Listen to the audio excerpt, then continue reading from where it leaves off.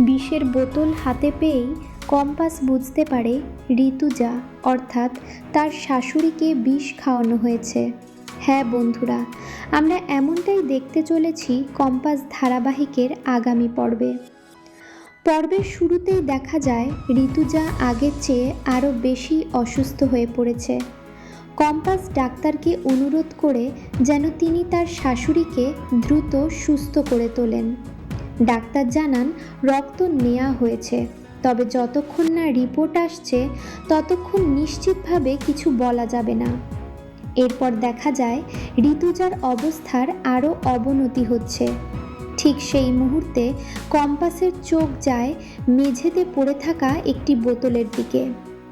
বোতলটি হাতে নিয়ে সে চমকে ওঠে। সে দেখতে পায় এটি একটি বিষের বোতল। তখনই কম্পাস নিশ্চিত হয় যে ঋতুজা অর্থাৎ তার শাশুড়িকে বিষ খাওয়ানো হয়েছে। সে ভাবে এই জঘন্য কাজটি কে করলো। কম্পাস মনে মনে ভাবতে থাকে সে এই ঘরে আসার আগে মুক্তি আন্টিকে ঘর থেকে বের হতে দেখেছিল। তার মানে কি এসবের পেছনে মুক্তি আন্টিই আছেন?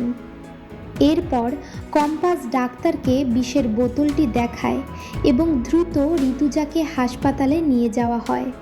তো বন্ধুরা, এবার কি হতে চলেছে? কম্পাস কি পারবে আসল অপরাধীকে ধরতে? আপনাদের কি মনে হয়?